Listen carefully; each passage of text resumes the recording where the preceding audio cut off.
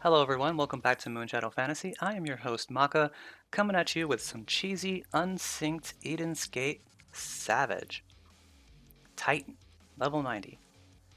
So place your markers here in the A, B, C locations in a little triangle shape. We'll need those for your red markers later.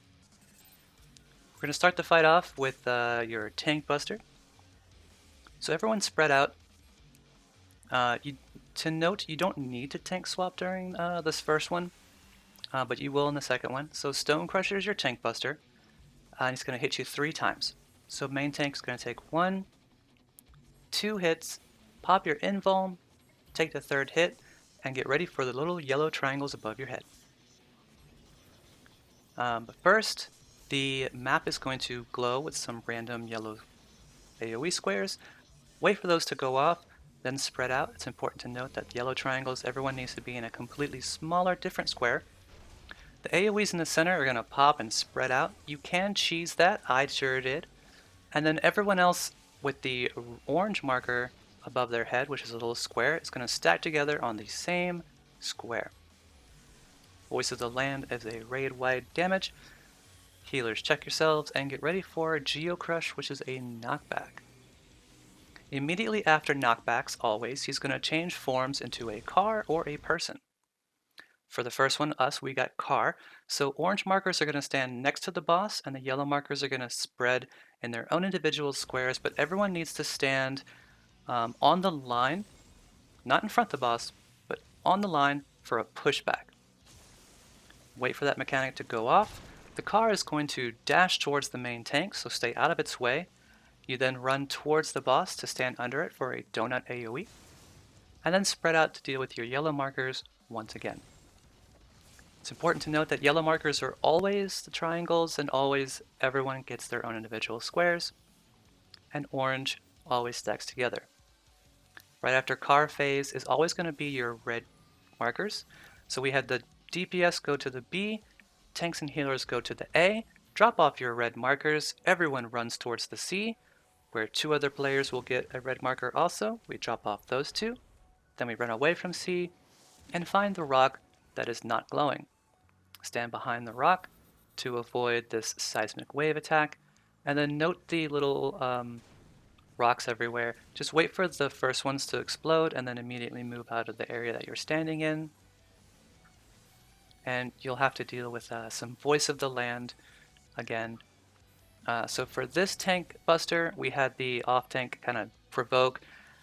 He's going to take his 2 hits, invuln the 3rd, and then pass the tank back to the main tank.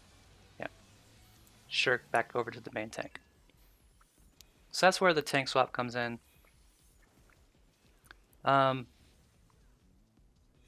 next up is going to be his human form, but always after a Geocrush. So you can use your knockback prevention, but I would save it towards this for the second phase.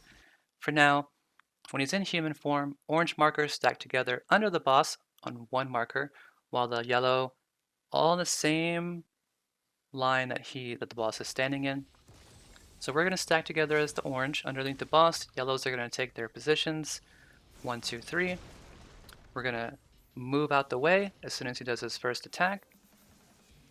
And then after human form, it's important to note he always does, instead of the red markers, he's going to do an invisible T. It's called Landslide.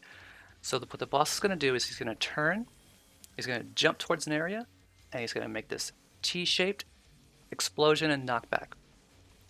You can cheese this, I sure did, by just moving to the middle and just dealing with the knockback and taking the invuln. It won't hurt you.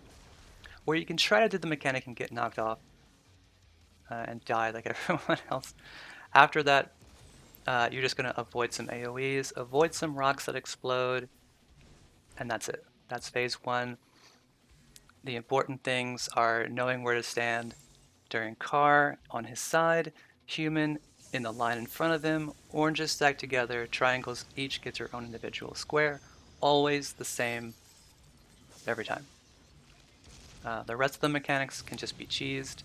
It's okay if you get invuln stacks. I had up to like 7 once. They're not gonna, it's fine. Just cheese it.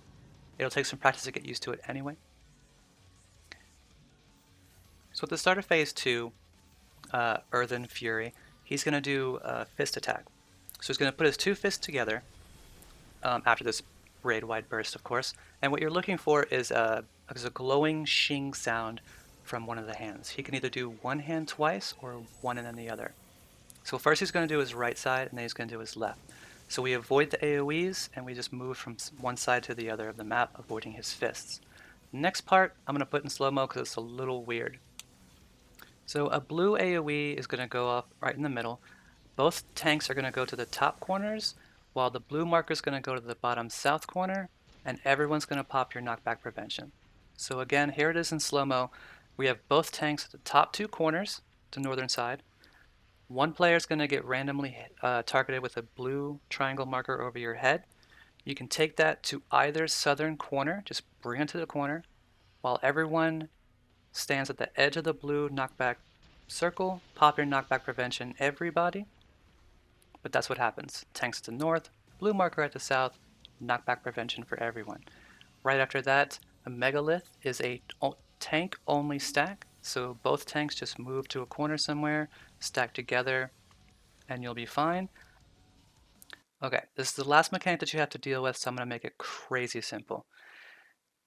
If you're a DPS, stand in the northern orange section, and if you're a tank and a healer, you're going to stand in the southern orange section. Unless you have a blue marker over your head, then the DPS, you're going to stand in the far northern corner, and the tanks and healers, the southern back corner, if you have a blue marker over your head. The two orange sections will lift up, and then this, if you get a blue marker after that, you stay up while everyone else just drops down and deal with your orange and yellow triangles like you normally would in the beginning. That's it. So the DPSs, your northern two sections, that's your playground, and the tanks and the healers, your bottom two sections of the playground. So you stand in the orange, you get raised up while the blue markers stay below. And if you get a blue marker again, stay at the top, but move to your faraway corners. And then everyone else drop down to deal with your orange or yellow markers. Some people will die because it just takes practice. You'll notice that on the bottom there are one section has 3 empty spaces, one section has 2 empty spaces. If you have a yellow marker, the consensus is go to the 3 empty spaces, but you know what? Worst case, one person's going to die if everyone just drops down and oranges stack, yellows go in your individual squares. That is it. That's the fight. Anyway, I hope that you all liked the video. Let me know what you think about the illustrations. If it was helpful, definitely pause them, check them out. I wish you the best of luck on your drops and your party finder teams.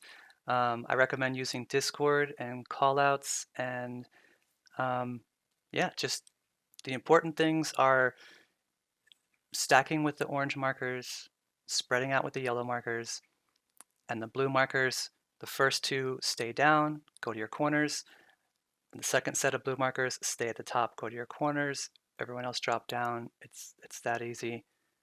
Thank you very much for watching. Please like, share, and subscribe, and I will see you on the next Savage. I'm going to do Shiva all day today, and yeah, I hope you liked the video. Let me know if you have any questions in the comments below, or if anything was wrong, and we'll see you on the next one. Thank you very much for watching, everybody. Maka is out.